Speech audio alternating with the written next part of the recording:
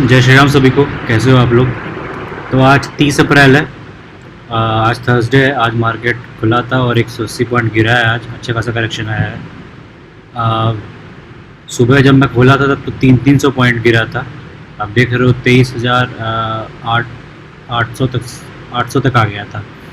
तो 200 पॉइंट ही बढ़ा है, वरना 380 पॉइंट 360 पॉइंट मेरे को सुबह दिखा था, है ना। और आप टू डेज़ का लो देखोगे, ये देखो 23,796 तक गया था। अभी देखो बढ़ के बल्कि थोड़ा और अच्छा हुआ है, वरना बहुत बहुत भयंकर गिरा था आज। तो करेक्शन आता रहता है दोस्तों ऐसे। और अभी कल 1 मई है, लेबर्स डे का छुट्टी है, तो कल मार्केट बंद रहेगा फ्राइडे को। और सैटरडे संडे बंद ही रहता है, तो 3 दिन मार्केट बंद है। ये भी एक रीज़न होता है, बहुत लोग प्रॉफिट बुकिंग करते हैं क्योंकि मार्केट बंद है तो गिरावट आती है। ठीक है, क्योंकि ऐसी कोई अभी न्यूज़ तो नहीं आई है कुछ खास। हाँ, क्रूड ऑयल अब थोड़ा ऑल टाइम हाई पे चला गया है, तो एक चीज़ वो ख़राब है। और आईएनआर जो कि डिप्रिशिएट हो रहा था, वो भी अब अच्छा खासा गिरा है। तो 94 या 95 रुपीज़ पे आ गया है। जल्दी सेंचुरी मारेगा, 100 रुपये पहुँचेगा जल्दी। ठीक है, तो ये सब भी एक रीज़न है। और प्राइमरी रीज़न मेरे हिसाब से प्रॉफिट बुकिंग है। देखो क्या और किस तरह से मार्केट रिएक्ट करता है आने वाले टाइम में। ठीक है, आप लोग को मैं अगर अदर इंडेक्सेस दिखा दूँ तो Nifty 50, Nifty bank, Nifty financial सब गिरे हैं। ठीक है, 1-1%। Nifty next 50, Nifty mid cap, Nifty metal सब गिरे हैं। निफ्टी आईटी थोड़ा सा बढ़ा है क्योंकि बहुत गिर गया था ये। Nifty small cap, Nifty mid cap लगभग आधा परसेंट ये, 1% ये। तो कल की वीडियो जब आप देखोगे तो अच्छा खासा आपको मेरे पोर्टफोलियो में डाउन दिखेगा। ठीक है, ये सारे गिरे हैं आज। ग्लोबल इंडेक्स देख ले कल के बेसिस पे, तो गिफ्ट निफ्टी ऑलमोस्ट फ्लैट रहा, डाउ गिरा है, एसएनपी भी फ्लैट रहा है, निक्की भी गिरा है, हैंगसेंग गिरा है, डैक्स गिरा है, जर्मनी का है ये 0. बढ़ा है ये 0.33। ये भी ऑलमोस्ट फ्लैट रहा है। कैक 0.18, ये फ्रांस का है। कॉस्पी ये साउथ कोरिया का है, 1.38% गिरा है। और FTSE 100 ये यूके का है, 1% बढ़ा है ये। ठीक है, तो ग्लोबल मार्केट भी कुछ ज़्यादा अच्छा परफॉर्म नहीं किए, फ्लैट या ऑलमोस्ट नेट प्रॉफिट में रहे हैं। अब आपको चलिए मैं कल के बेसिस पे अपना म्यूचुअल फंड का पोर्टफोलियो दिखा दूँ। तो 0.31% का गेन हुआ है, लगभग 5,000 रुपये आए हैं। टोटल रिटर्न 1,99,870 पहुँच गया है, मात्र 130 रुपये कम है 2 लाख होने से। और टोटल रिटर्न 13.06% आ गया है और XLR 11.78% चल रहा है। 15,30,000 लगा रखा हूँ मैं और 17,30,000 लगभग करंट वैल्यू हो गई है। ठीक है, डे चेंजेस में देखो तो सबसे ज़्यादा ग्रो स्मॉल कैप बढ़ा है, फिर बराक पारिक बढ़ा है। ठीक है, मतलब ये लार्ज कैप कल ज़्यादा अच्छा बढ़ा था, इसीलिए आप देखोगे ये LSS होगा, ये सब में लार्ज कैप का पोर्शन अच्छा होता है। कौन स्मॉल कैप में भी लार्ज कैप का पोर्शन अच्छा खासा था, तो ये सब सारे बढ़े हैं। ठीक है, आप लोग ये वीडियो पॉज करके देख लेना। ठीक है, सारे ही रिटर्न दिए हैं और ये नीचे कितने नेगेटिव दिए हैं। निपॉन मिड कैप सबसे ज़्यादा गिरा है, HDFC मिड कैप गिरा है।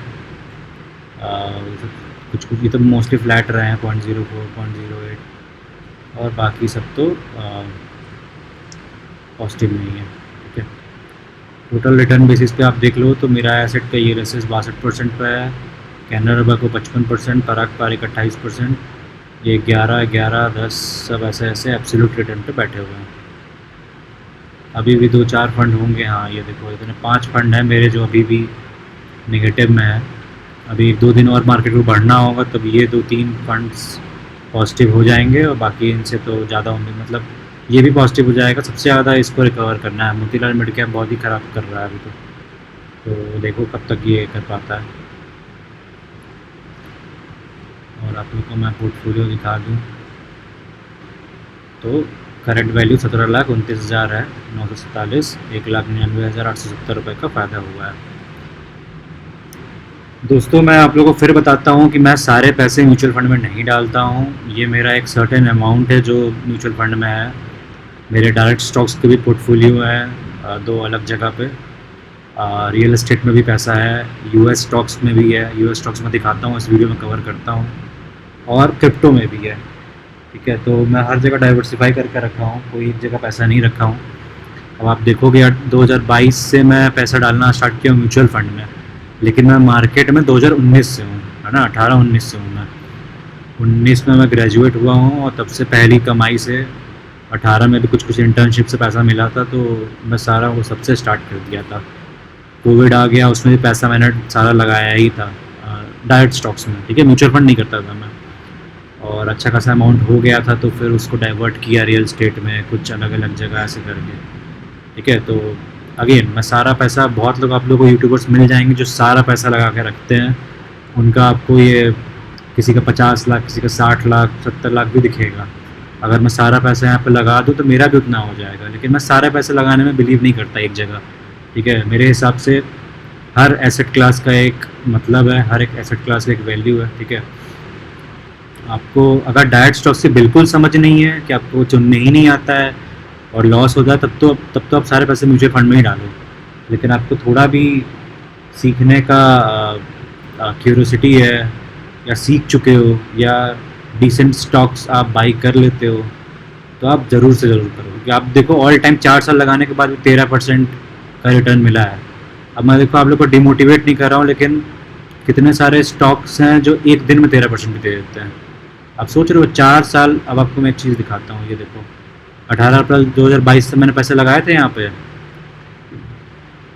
161 का लगाते हैं, हाँ ये देखो यहाँ पे 31 मार्च 2026 को, मतलब 4 साल लगाने के बाद भी देखो माइनस में था, -18,000।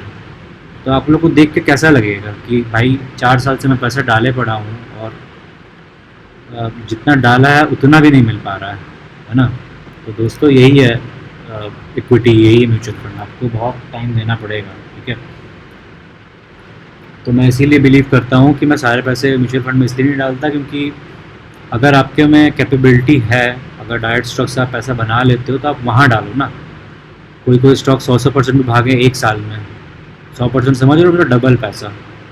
लेकिन अगर आप नहीं कर पाते वो चीज़, तो बिल्कुल मत करो, है ना। आप फिर ये म्यूचुअल फंड में ही डालो, या फंड मैनेजर आपको आराम से पीस ऑफ माइंड देगा, वो अपने हिसाब से पैसा डालेगा। ठीक है, मैं उनकी बात कर रहा हूँ जो समझते हैं डायरेक्ट स्टॉक्स कैसे अंडर वैल्यूड है, ओवर वैल्यूड है,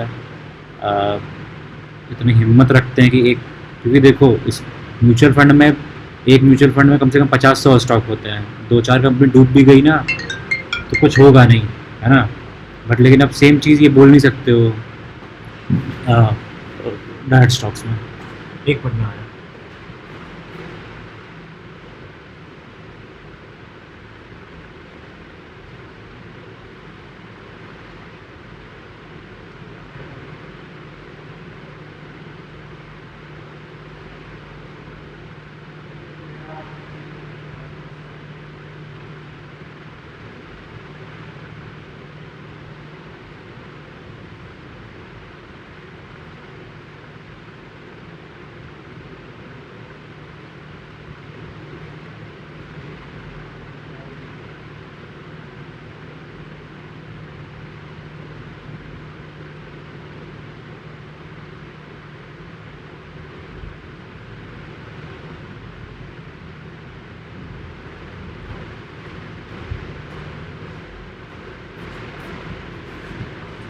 हाँ, तो सॉरी दोस्तों, हाँ थोड़ा एक इम्पोर्टेंट कॉल आ गया था।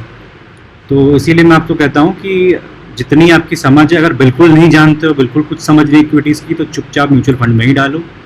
लेकिन अगर थोड़ा भी टाइम दे सकते हो समझने में, डायरेक्ट स्टॉक्स किसी एक स्टॉक किस सेक्टर में है, क्या परफॉर्म करेगा, अंडर वैल्यूड है, ओवर वैल्यूड है। क्योंकि देखो डायरेक्ट स्टॉक्स दो धारी तलवार कहता हूँ मैं, अगर आपको चढ़ा भी देगा तो गिराएगा भी। ठीक है, जैसे कि मैंने अभी आपको कहा कि म्यूचुअल फंड में अगर 2-4 कंपनी डूब भी गई तो पूरा म्यूचुअल फंड थोड़ा कम रिटर्न देगा, लेकिन एकदम नेगेटिव में नहीं चला जाएगा। लेकिन अगर आपने वही जो स्टॉक चुना और वही डूब गया, तो आपके पूरे पैसे भी जा सकते हैं, और अगर चल पड़ा तो पूरे पैसे बन भी जाएंगे, बहुत अच्छे खासे बन जाएंगे। कितने कितने स्टॉक्स हैं तो 20-20 गुना, 30-30 गुना हुआ है 2 साल में, 3 साल में। तो again it's up to your choice, आपको कितनी नॉलेज है क्या है। अगर कुछ नॉलेज नहीं है चुपचाप म्यूचुअल फंड में डालो, ठीक है। और बाकी आप लोग ये देख लो, एक एसेट स्प्लिट ऐसा है, मार्केट कैप स्प्लिट ऐसा है, ठीक है। आप लोग वीडियो पॉज करके देख सकते हो, परसेंटेज वाइज है ना। बाकी थोड़ा मुझे अभी आज लेट हो रहा है, ऑफिस जाना है, तो मैं आप लोग जल्दी से यूएस स्टॉक्स का भी दिखा देता हूँ। 0.19% का गेन हुआ एक दिन में। $3,850 डाले थे मैंने, $5,903 हो गए।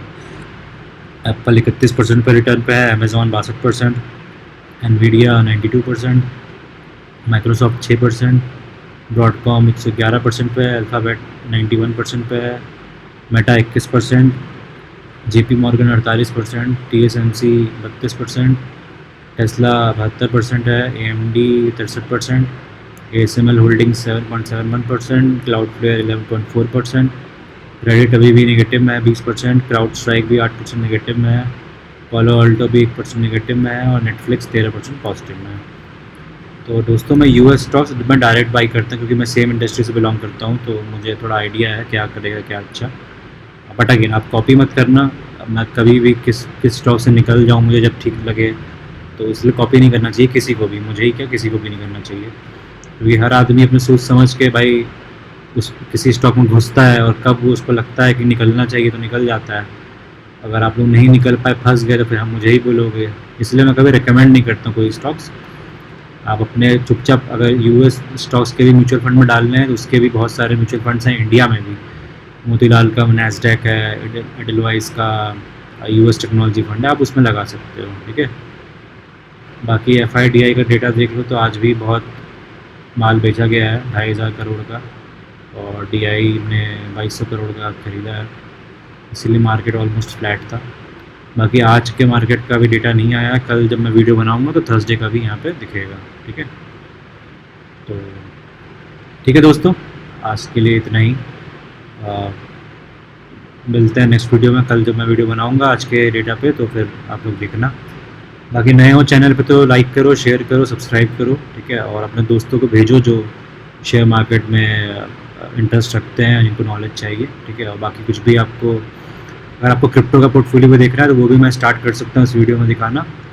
आप लोग कमेंट कर देना अगर इंटरेस्टेड हो तो, ठीक है। तो मिलते हैं नेक्स्ट वीडियो में, तब तक के लिए goodbye, thanks for watching.